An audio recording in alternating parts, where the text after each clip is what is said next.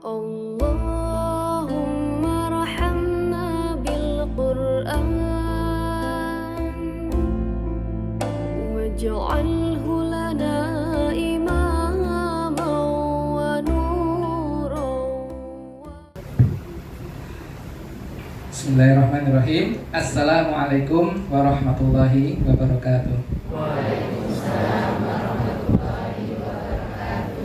Yang kami hormati Ustaz Afri selaku pimpinan dari yayasan, yang kami hormati Ustazah Latifah selaku pimpinan dari Rotak Al-Qarni, yang kami hormati Pak Jadwika selaku dari komite dari wali santri, yang kami hormati Bapak Ibu sekalian wali santri dari Rotak Al-Qarni.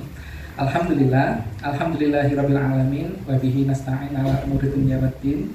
Assalatu wassalamu ala asyrafil anbiya'i wal mursalin wa ala alihi wa sahbihi ajma'in.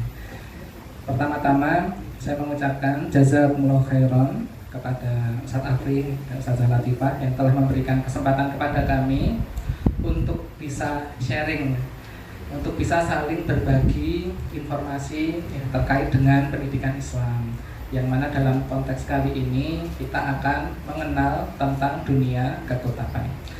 Sebelumnya marilah Bapak Ibu sekalian kita mengucapkan puji dan syukur kita kepada Allah Subhanahu wa taala yang sampai hari ini kita semua masih diberikan kesempatan untuk berthalabul ilmi, untuk mencari ilmu, sehingga dengan ilmu itu semoga kita dimudahkan jalannya untuk masuk surga. Amin ya rabbal alamin. Sholawat serta salam tidak lupa kita berikan yaitu kepada Nabi Muhammad Sallallahu Alaihi Wasallam, yang seluruh kehidupan beliau, sirah nabawiyah beliau kita pelajari, kemudian kita praktekkan dalam pendidikan kita. Bapak Ibu sekalian, mohon izin Ustaz Afri, di sini saya diaturi untuk menyampaikan ya informasi atau sharing terkait dengan kekutapan dan nanti lanjut dengan Kutab Darussalam itu sendiri. Nah, di sini saya izin menggunakan slide dan mohon izin juga duduk di atas, bukan berarti saya lebih mulia begitu. Ini untuk memudahkan saja. Nah, di sini Bapak Ibu, saya akan lebih santai ya, ngapunten nggih. Sebelumnya saya akan kenalan dulu gitu. Nama saya Rizky, saya tinggalnya di Sewon, dekat kampus ISI. Sebenarnya saya dekat dengan Pak Jadwika, rumahnya dekat karena beliau kan di Merian seperti itu. Dan juga ternyata saya itu temannya sekolah beliau begitu dulunya, pasti sekolah SMP pada waktu itu. Dan saya sendiri di Kutab Darussalam masuk tahun 2018 seperti itu. Jadi sudah kurang lebih 6 tahun gitu Pak Ustadz Afri. Nah, ini sharing-sharing saja, dan secara status saya ini adalah muridnya Ustadz Ikhlasul Adi Nugroho yang tadi menyampaikan ilmu kepada Bapak Ibu sekalian. Kenapa? Karena 14 tahun yang lalu saya mahasiswanya beliau begitu. Dan jurusannya juga sama, pendidikan guru sekolah dasar. Jadi sebenarnya saya mau ngatur pada Pak Ikhlasul tadi kalau beliau belum pamit, yaitu anggaplah ini presentasi tugas kuliah, anggapannya begitu. Kalau dianggap skripsi ya anggap aja nih apa ujian begitu. Nah, di sini saya akan mulai dengan mungkin cerita dulu ya, bagaimana perasaan kita ini terhadap kualitas anak-anak kita di zaman ini. Saya sendiri alhamdulillah sudah Allah karuniai anak baru 10 bulan gitu, tapi sudah khawatir dengan zaman ini kok rasanya kok berat gitu ya. Ada melihat lingkungan yang kurang kondusif itu rasanya kayak khawatir saya itu. Nanti anak saya akan dipengaruhi apa, gitu, dilihatin apa gitu. Nah, alhamdulillah ketika saya mengenal Kutab dan sekarang saya ada di sini, saya bersyukur banget ya, karena ada loh lingkungan yang sangat bagus seperti Kutab Al-Qarni ini. Makanya saya sebenarnya agak gemetar Ustaz, karena berkumpul dengan orang-orang soleh itu sebenarnya adalah sesuatu yang apa ya, menurut saya itu perlu sangat kita jaga gitu, karena nggak mudah mencari lingkungan yang seperti ini gitu. Sehingga saya juga berpesan pada diri sendiri bahwa mumpung nih kita sudah di Kutab Al-Qarni, ayo kita sama-sama memperbaiki diri dan menjaga kesolihan beserta anak-anak kita. Nah, di sini saya akan langsung saja di poin yang pertama ini. Saya akan mencoba membaca apa yang ada terjadi hari ini, dan sebenarnya ini sudah terjadi lama, tidak hanya hari ini. Yaitu kita hari ini merasakan yang namanya generasi itu semakin jauh dari nilai-nilai akhlak dan agama. Terus mboten Bapak Ibu? Terus nggih. Ya. Nah, di sini saya coba mengutip satu saja yang berita viral kemarin. Ada anak membunuh ibunya sendiri, maksudnya ada yang seperti itu kemarin.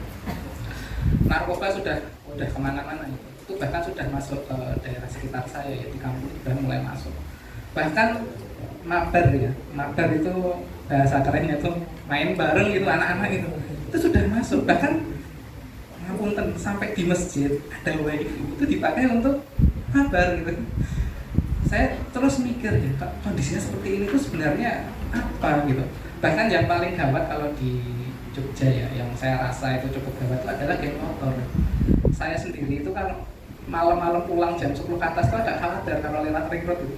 Karena banyak itu tadi apa klitek ya Pak. Dan saya sendiri pernah alami itu Bapak Ibu. Jadi pas waktu itu ibu saya sakit, saya dari Harjolukito itu pulang jam 11 malam.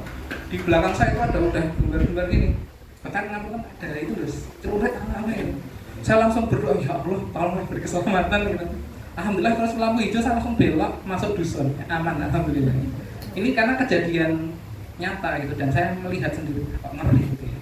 Nah sekarang pun juga saya rasa sama Bapak Ibu ya, bahwa kondisi seperti itu dekat dengan kita. Makanya kita berdoa pada Allah supaya kita itu dijauhkan dari yang demikian. Nah, bagaimana rasanya kalau anak-anak kita itu seperti itu Bapak Ibu? Sedih ya. Ya makanya jangan sampai anak kita seperti itu. Nah di sini saya akan mencoba menyampaikan sekiranya apa toh kok bisa zaman ini ya pendidikannya itu kok bisa rusak seperti itu. Kalau saya yang bicara mungkin ya nggak masuk gitu, tapi kalau yang berbicara adalah ahli pendidikan Islam, kita insya Allah bisa lebih menerima.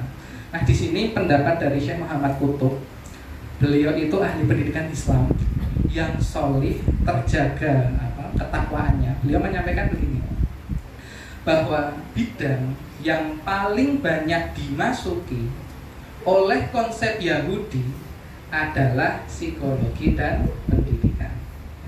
Ini beliau yang menyampaikannya. Beliau karyanya banyak sekali dan beliau adalah ahli pendidikan sehingga kita bisa menerima gitu ya.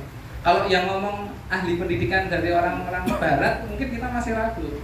Tapi kalau yang ngomong orang yang solih, ahli ilmu, insya Allah kan tidak mungkin bohong ya. Nah, ini kata beliau, psikologi dan pendidikan. Nah, tentunya ini kan harus kita buktikan ya. Kalau saya sendiri dulu pas kuliah di 2010, itu kan saya sering bertanya pada diri sendiri, sebenarnya pendidikan itu kayak apa? Karena dulu diajarinya kan begitu, pendidikan adalah terus dipaparkan dari dosennya. Ini pendidikan itu begini, dari barat seperti ini. Dari Ki Hajar itu sedikit banget, bahkan saya nggak dapat seingat saya. Dari Islam malah nggak ada sama sekali. Nah, dari situ, dari tahun 2010 itu, saya merasa kayak harus mencari sudut pandang baru, kita harus meneliti sebenarnya seperti apa pendidikan. Nah ini akan kita coba kaji pendapatnya beliau, benar nggak kan begitu, walaupun kita nggak usah meragukan. Nah, di slide yang ini tadi sudah dibahas sama Pak Ikhlasul ya, tokoh-tokoh yang menjadi guru besar pendidikan. Nah kalau di kuliah di PGSD saya dulu, ini masuknya di semester 3 ya, semester 1 itu belajar pendidikan, yang semester 3 itu udah mulai masuk konsep-konsepnya. Nah coba kita kritisi kan, kita sebagai muslim kan harus kritis kan. Allah berfirman di Quran kan, kita ini harus berpikir gitu, menggunakan akal, apalah ta'qilun, apalah tadabbarun dan seterusnya. Guru besar pendidikan ini akan saya bacakan satu persatu. Yang pertama adalah Pavlov atau nama lengkapnya Ivan Petrovich Pavlov. Ini wafat tahun 1930. Ya, artinya belum lama. Kata beliau, beliau mencetuskan suatu konsep yang namanya stimulus respon. Nah, tadi dijelaskan sama Pak Izul. Nah, bagaimana ceritanya? Kasus yang pertama itu pakai anjing, ya kan? Dikasih daging atau tulang, ya. Itu anjingnya pasti akan neteskan air liur itu. Pertamanya seperti itu, pertama. Terus dimodifikasi perilakunya dengan cara apa?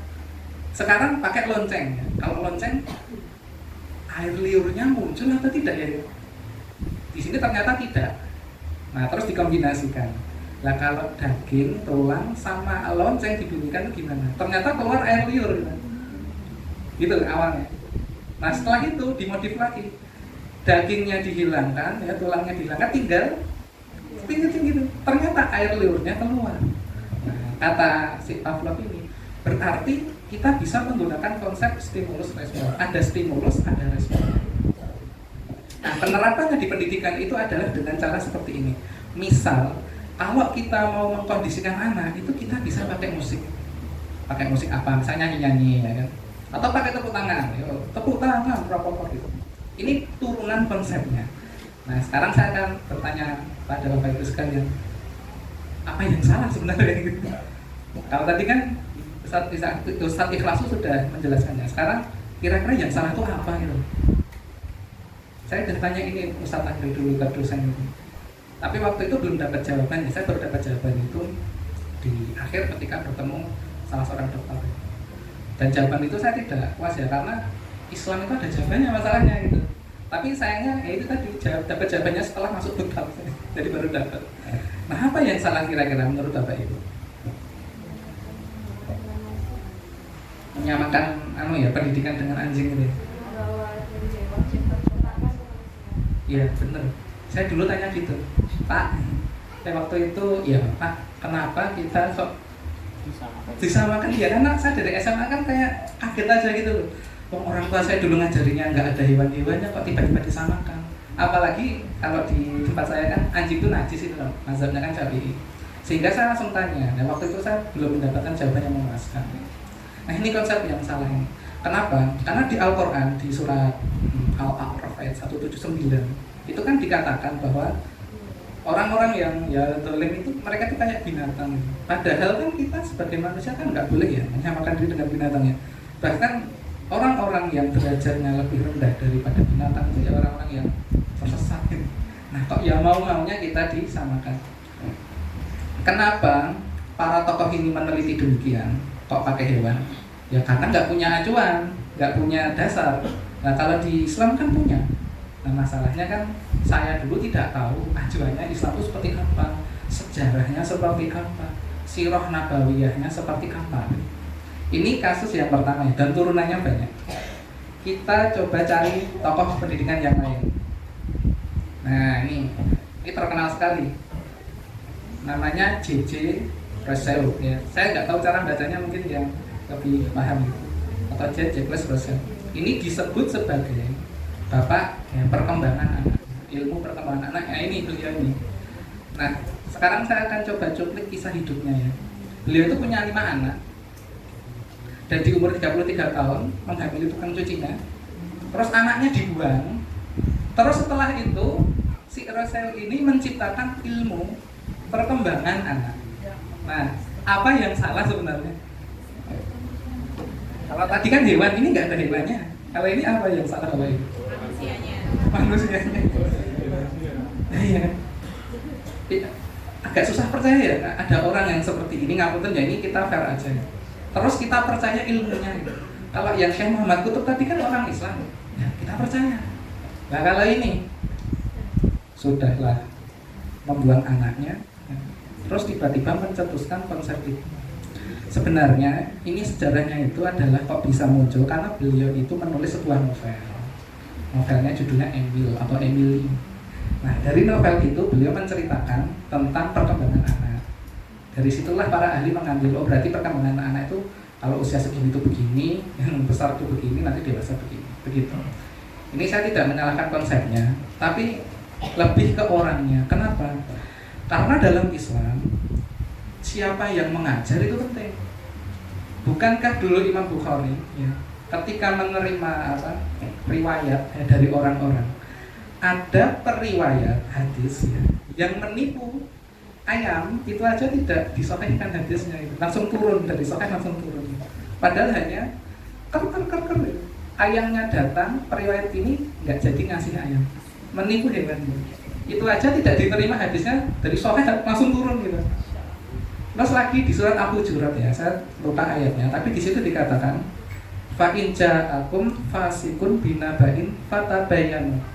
Kalau ada orang fasik datang membawa informasi, kita ini disuruh tabayyun. Coba dilihat di situ. Ustaz Budia menjelaskan, orang fasik itu kan masih Islam, tapi akhlaknya rusak. Itu aja tidak kita percaya langsung, kita tabayyun dulu. Lah apalagi ini sudahlah kafir.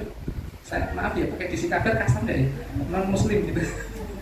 Ya ngawur ya, saya agak lancang mana. Ya orang kafir itu halus sebenarnya ya, halus ya dalam bahasa orang yang kafir ya, tidak Islam, tidak kenal Allah, tapi malah dipercaya teorinya. Oke, kita lanjutkan Bapak Ibu. Nah ini lagi ya, besar juga ini ya. Dikenal dengan nama Pestalozzi. Kalau nama panjangnya Johann Heinrich Pestalozzi. Ini disebut sebagai bapak sekolah dasar ya. Sebelum saya jelaskan, saya di sini tidak melabel ya Bapak Ibu, tidak melabel SD negeri, tidak melabel MI, tidak melabel SDIT, tidak melabel pondok pesantren, tidak melabel kota, tidak. Ini murni bicara konsepnya. Sehingga yang dilihat konsepnya, jangan sekolah. Nanti langsung berarti di negeri menyamakan dengan anjing, jangan. Ini kita bicara murni ini aja, murni dari konsep.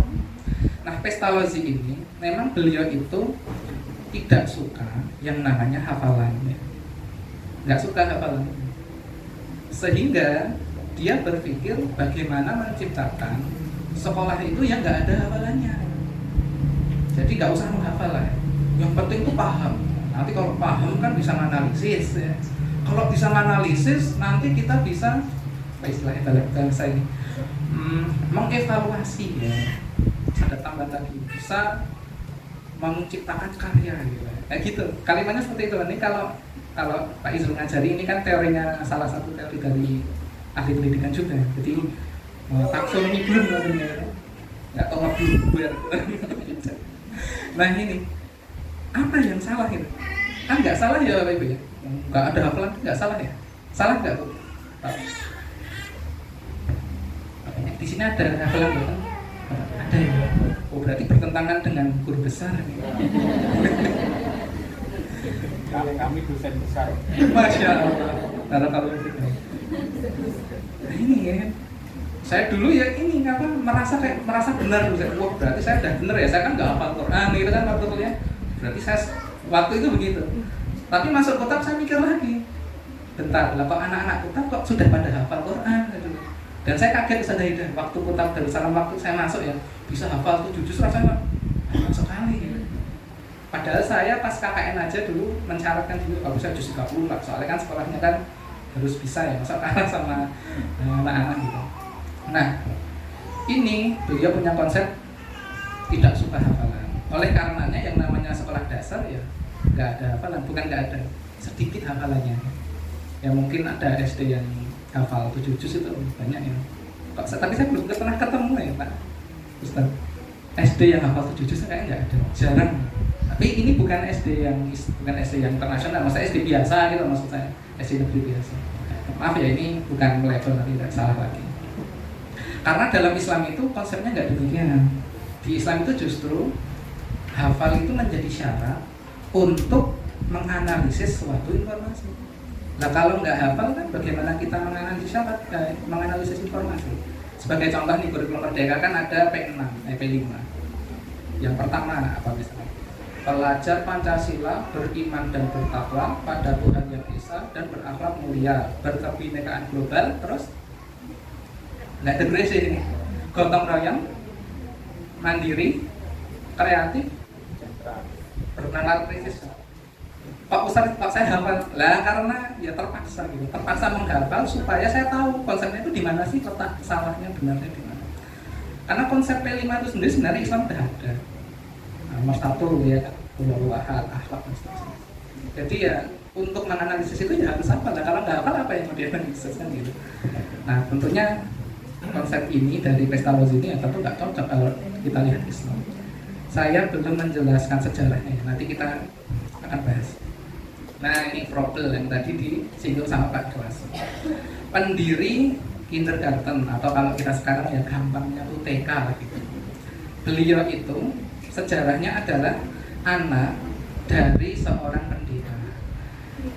Nah, Pak Froebel ini ayahnya kan pendeta, jadi kalau sekarang ya kayak dai, sibuk berdakwah di luar, ya, sehingga dia tidak diopeni, nggak teropeni dengan baik. Dia merasa menjadi anak pendeta itu terkekang, harus ini, harus ini, harus. Nah, akhirnya Pak Froebel ini membuat ideologi baru. Sekolah kalau bisa jangan mengekang seperti ayah saya. Kalau bisa itu sekolah itu harus bermain, ya. Belajarnya itu sambil bermain. Terus jadi konsep baru, bermain sambil belajar, belajar melalui bermain. Salahnya di mana? Jadi saya coba kritis, salahnya di mana? Bermain itu salah buatan belajar. Terus salahnya di mana? Di sambinya ya. Berarti kalau belajar harus ya fokus gitu. Menghafal Quran sambil misalkan ya, ini udah besar ya buat anak gede, maksudnya anak 7 tahun ya. Belajar sambil lari-lari gitu. Allahu Akbar, lari. Nah ini kalau dilihat para sahabat ini nggak masuk ini. Karena para sahabat dulu ketika belajar itu mereka duduk tegak, andaikan ada burung yang hinggap di punggung mereka, itu burungnya itu nggak akan takut karena saking tenangnya mereka. Dan ini bisa kita lihat ketika sholat Jumat. Kita kan nggak boleh banyak gerak, apalagi main HP. Itulah potret bagaimana para sahabat dulu belajar. Sehingga kalau ini ada Pak Probel membuat konsep belajar sambil bermain, bermain sambil belajar, nah itu nggak masuk. Jadi kalau mau didudukan ya harusnya ya belajar, saatnya bermain ya bermain. Yang terjadi sekarang kan pas belajar malah bermain, pas bermain malah belajar, itu nggak masuk. Disuruh istirahat keluar kelas malah dalam kelas belajar. Gitu dalam proses belajar capek malah bermain. Jadi susah kalau kita tidak mengetahui tahapan dan urutan dalam pendidikan. Coba satu lagi. Nah, Francis Bacon. Ini wafat tahun 1526. Coba kita kaitkan dengan sejarah Bapak Ibu. Di tahun ini kira-kira yang sedang berkuasa di dunia itu kerajaan mana? Mungkin di SMP kan diajari pelajaran sejarah. Kalau saya nggak salah ingat, Muhammad Al-Fatih itu menaklukkan benteng terkuat itu kan 1453. Artinya ini baru 100 tahun. Dan Turki Utsmani runtuh sebagai kerajaan besar ya, daulah Islam itu baru runtuh 1924. Artinya kan 400 tahun kemudian kita masih berkuasa. Terus orang ini hadir dengan konsepnya apa itu? Kita coba perhatikan. Ini urutannya begini. Kalau menurut beliau, ini tentang empirisme ya. Pengetahuan harus diperoleh melalui pengamatan empiris dan eksperimen sistematis. Bahasa mudahnya itu harus diteliti dulu. Jadi kalau kita mau melakukan apa penelitiannya? Nah itu konsepnya gitu beliau. Jika penelitian tidak bisa membuktikan, maka kita menggunakan akal. Kan nggak bisa diteliti. Dipakai akal, logis ya. Logis.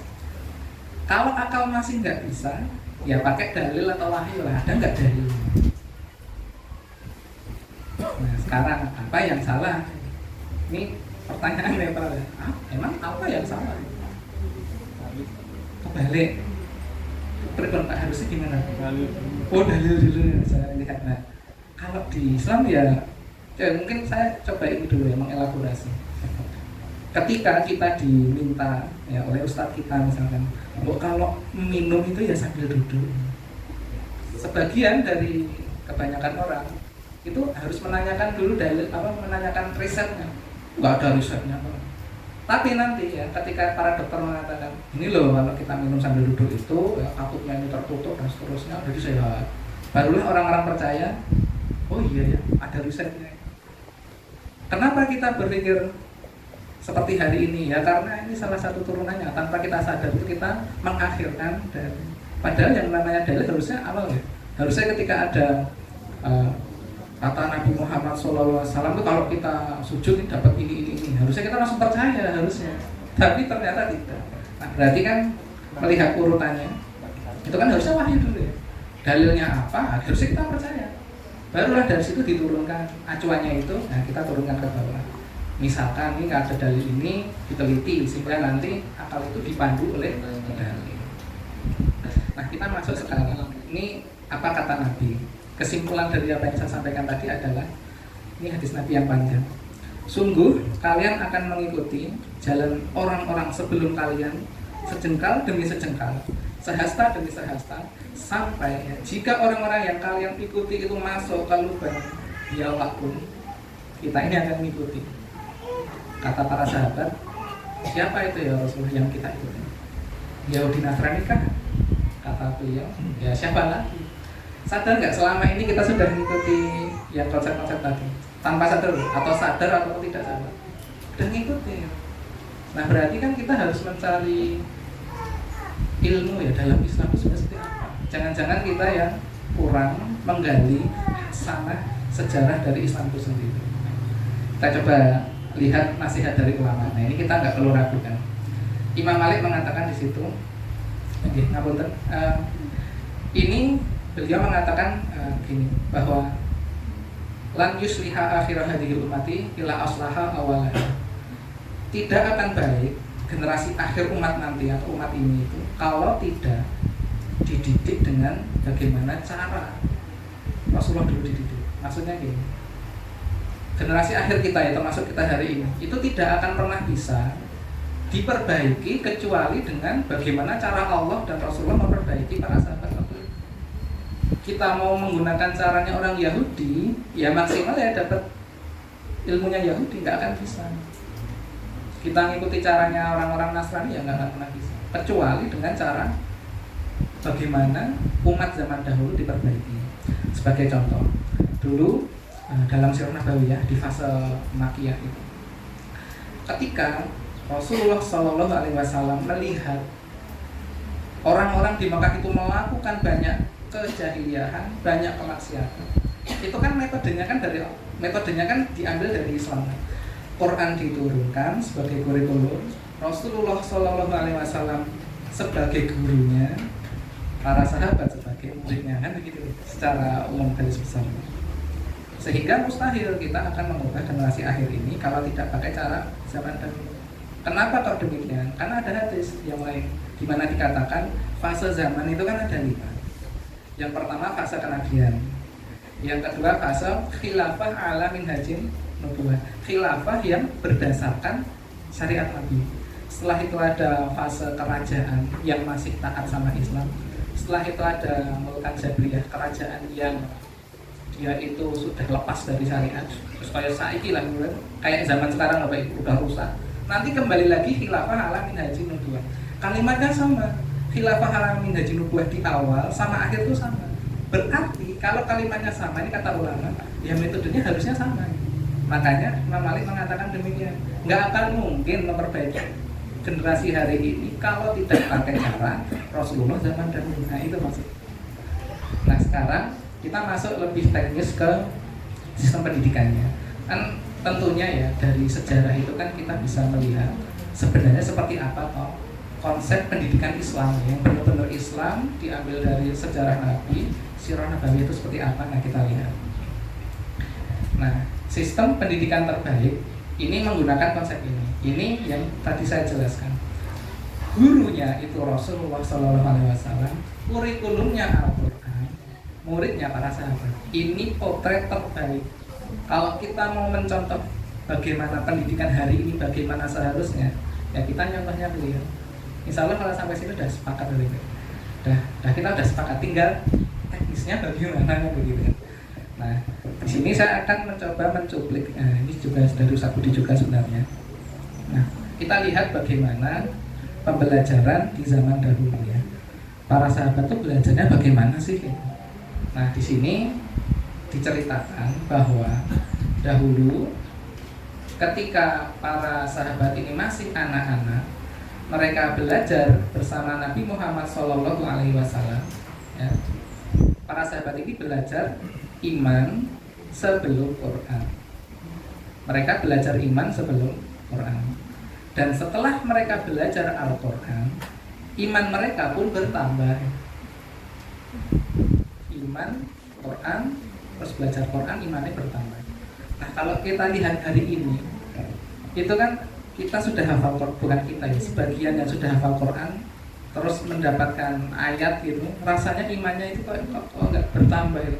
Nah itu salahnya di mana? Sebenarnya nggak salah, cuma terbalik aja urutannya. Nah terbaliknya urutan iman dan Quran ini kita bisa lihat di sejarahnya para tabi'in dan tabi'ut tabi'in. Tabi'in itu generasi setelah sahabat. Nah, dulu ada sahabat yang mengomentari generasi setelahnya. Jadi ada sahabat mengomentari tabi'in. Kata sahabatnya gini, nah, kalau ini gampangnya aja ya. Kalau dulu ya kami belajarnya itu ya iman sebelum Quran. Jadi kalau dapat Quran iman kami bertambah. Kalau generasi kalian itu beda. Kalian hafal Quran dulu semua. Baru setelah itu kalian mempelajari iman. Maksudnya itu begini. Kalau generasi tabi'in kan mereka sudah selesai dengan Al-Qur'annya. Kalau sahabat itu kan turunnya Quran kan berangsur-angsur. Sehingga nggak bisa dong langsung 30 juz. Nah, setelah generasi tabi'in kan Quran sudah 30 juz. Sehingga bagi mereka ya udah hafalkan dulu. Nah, itu dikomentari para sahabat tuh begitu. Menurut sahabat ini sudah terbalik urutannya. Ini bukan salah Bapak Ibu. Hasil dari peradaban yang terbalik ini aja itu luar biasa hebatnya. Nah, apalagi sekarang ya tidak iman, ya tidak belajar Quran, terus mau seperti apa yang diharapkan ini? Jadi kita ini udah saking terbalik-baliknya udah rusak sekali. Para sahabat yang dulu terbalik aja bisa menguasai dunia, apalagi kita yang tidak mengikuti pola itu akan jadi apa? Kita coba lihat ini para sahabatnya. Sekarang kita masuk ke para ulama, generasi setelahnya. Nah, ini kalau para ulama, mereka mempelajarinya itu adalah kami, ini kata Imam Abdullah bin Mubarak, ya, wafat 181 Hijriah. Kami mempelajari masalah adab itu selama 30 tahun. Sedangkan ya, kami setelah itu mempelajari ilmu selama 20 tahun. Poinnya bukan durasinya, tapi dilihat adabnya. Nah, poin adab ini yang sekarang tidak semua sekolah itu mengajarkan, bahkan jarang ya ada kurikulum adab itu.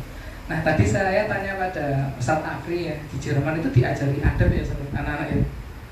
Loh, kok malah negara maju yang ngajari adab, kok kita kok malah enggak? Ya, saya kan juga dari SD, saya produk kurikulum barat begitu. Saya dulu tidak diajari kayak adab di majelis seperti apa, secara bagus ya maksudnya. Adab di jalan raya seperti apa, adab antri seperti apa, itu tidak diajari. Ya cuma adab cium tangan dulu kan satu, enggak. Yang lainnya kayak kurang komprehensif bahasanya. Nah, kalau di Jerman, saya tanya beliau, itu diajari bahkan 4 tahun gitu ya Ustaz ya. Nanti kalau yang di Jepang bisa ditanyakan Sadar Rasidah, kemarin Sadar Rasidah sempat kunjungan juga ke Jepang, itu adabnya juga luar biasa. Malah justru negara-negara yang sekarang maju itu malah yang menerapkan ilmu-ilmu Islam. Nah, kita sebagai negara Muslim ya terbesar nomor 2 di dunia kok malah tidak. Nah, sekarang ini sudah ya. Sekarang kita tanya, memangnya ulama dulu itu belajarnya di mana kan gitu? Apakah di pondok atau di MI? Nah, kita bisa lihat di sini dikatakan ini kisah Imam Syafi'i bahwa dulu kuntu yatiman fi hajarin ummi fadafa'asni fil hutan. Dulu aku ya Imam Syafi'i ketika yatim kan beliau nggak punya ayah, tinggal di rumah ibuku, lalu ibuku mengantarkanku ke kutab. Jelas kalimatnya kutab. Berarti diksi kutab itu sudah ada sejak zamannya Imam Syafi'i. Nah, ini perlu dicatat. Nah, nanti kalau kita lihat di kitab Al-Katatif fi Haramain wa Syarifain wa ma haulahuma, kutab-kutab di Mekah dan Madinah, ternyata di zamannya Umar bin Khattab itu sudah ada kutab. Bahkan beliaulah yang merintis secara secara resmi itu bahwa nah ini kutab itu seperti ini. Kurikulumnya apa, materinya apa, gurunya seperti apa, pembiayaannya bagaimana, cara ngajar gimana, liburnya kapan. Nah, itu Umar bin Khattab yang memulai. Berarti bisa dikatakan ya kutab itu secara penuh itu ada di para sahabat. Kalau di zamannya Rasulullah SAW itu sudah ada kutab, tapi tidak diatur sedemikian rupa seperti zamannya Umar bin Khattab. Nah, ini ada bahasan sendiri ya, saya tidak akan membahasnya di sini. Nah, intinya Imam Syafi'i ternyata belajarnya di kutab. Lagi Imam Bukhari ya, lebih update lagi. Beliau mengatakan alhamdulillah hifdzul hadis wa ana fil kutab. Lagi-lagi kutab disebut lagi. Aku diberi ilham untuk menghafalkan hadis sejak kecil ketika aku masih berada di kutab. Lagi kutab lagi. Tapi kenapa ya kok dulu saya waktu sekolah kok tidak pernah kenal satupun kata yang namanya kutab. Kok kok nggak kenal, padahal dulu saya suka sejarah, suka membaca ya Turki Usmani tadi, saya lihat perang dunia kapan, sejarah dunia seperti apa, kok nggak ada ketakutan. Nah ternyata sejarahnya disembunyikan. Bahkan ya, di kitab Al-Katatib yang tadi saya ceritakan, salah satu orientalis itu ya, saya Snok Burgonye pernah datang ke Mekah dengan mengaku mualaf untuk meneliti kitab yang ada di Mekah dan Madinah. Snok Burgonye yang dulu menjadi konsultannya Belanda untuk jajah kita, ini ada di sejarah juga.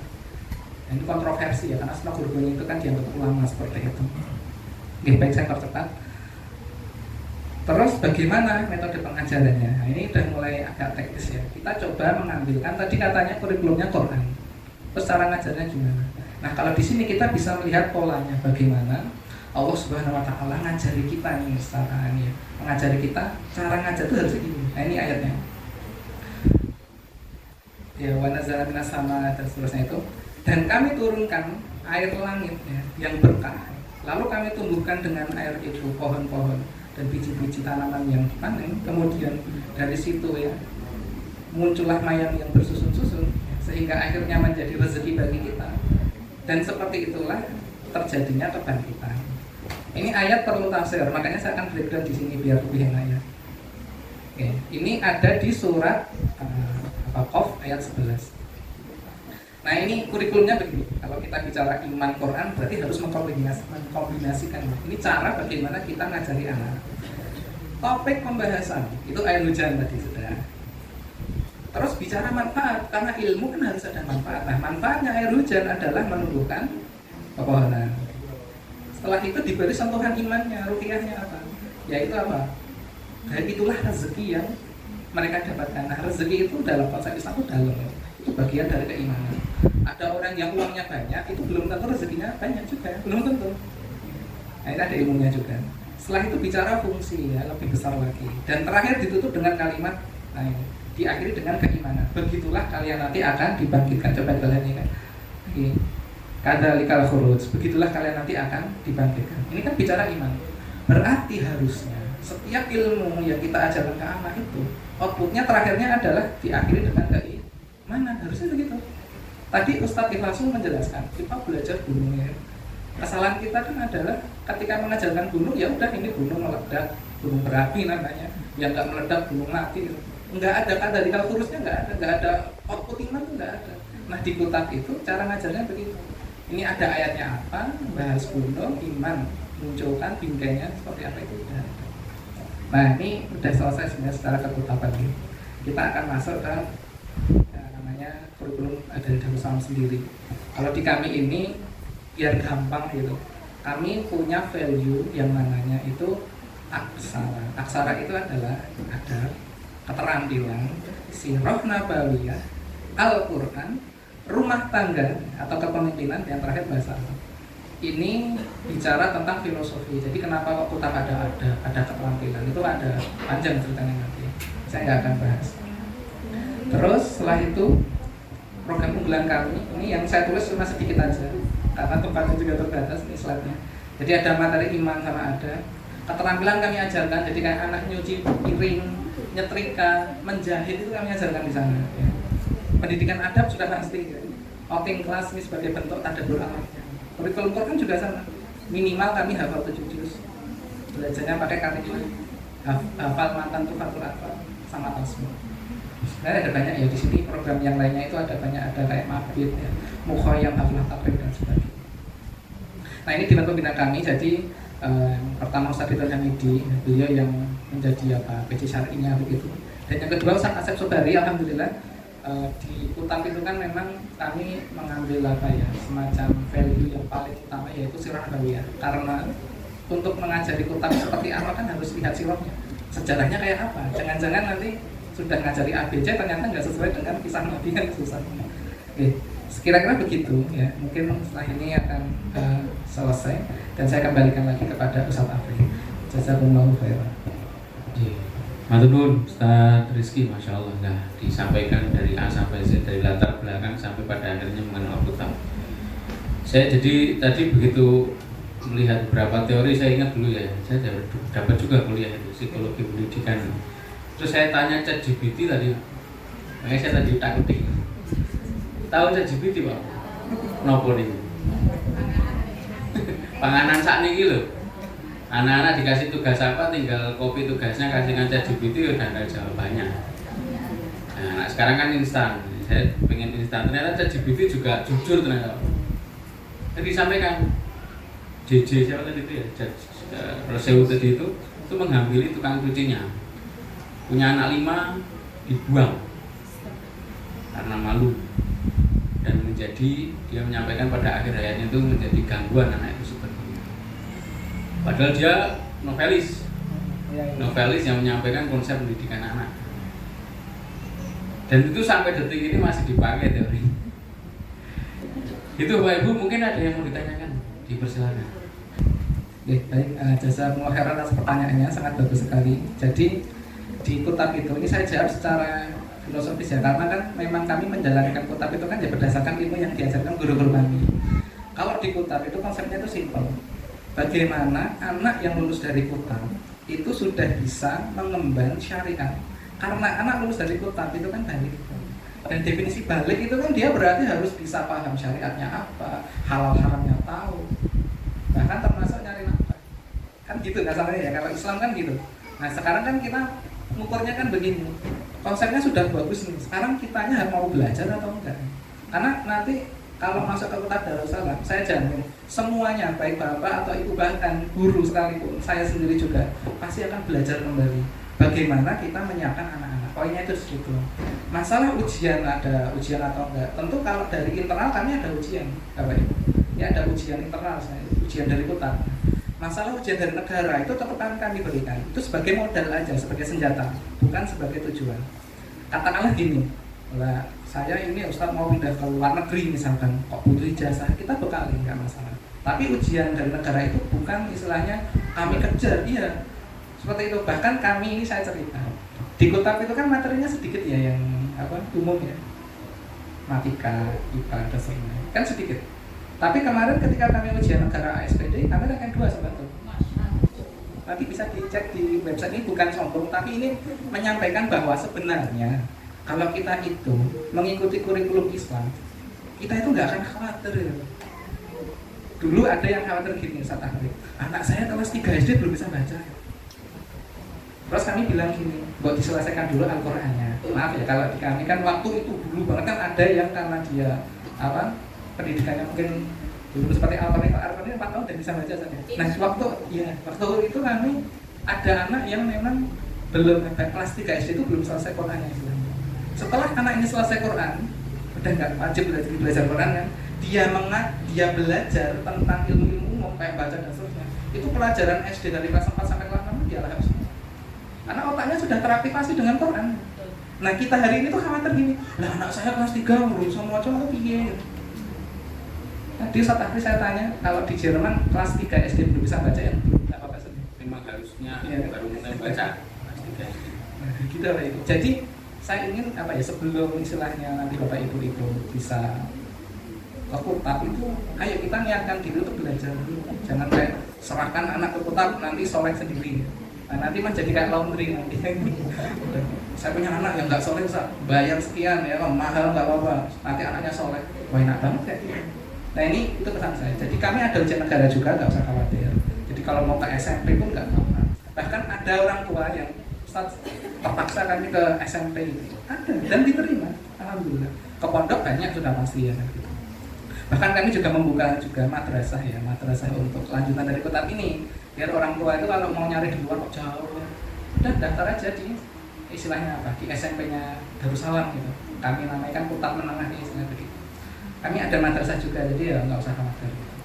Nah kami memberikan ijazah paket ABC itu ya untuk senjata aja, nggak dipakai Bapak Ibu juga nggak apa-apa. Yang penting kami itu membantu aja bahwa ya ini ada senjatanya lah, kalau mau dipakai di luar bisa. Terus satu, yang kedua tadi terkait dengan pindah ini. Kalau pindah insya Allah kami menerima. Jadi kalau masih kelas 1 alhamdulillah ya, bisa dididik dari awal. Kalau nanti untuk kelas yang lebih tinggi, kelas 3 SD misalkan, ya nanti perlu adaptasi ya. Kalau di situ berarti pesan saya cuma satu, 3 bulan pertama jangan protes dulu. konfirmasilah ke kamu. Misalkan Ustaz, anak saya kok dididik untuk manteng, nyium tangan, gurunya kapan belajar matikanya gitu. Udah nanti ini apa?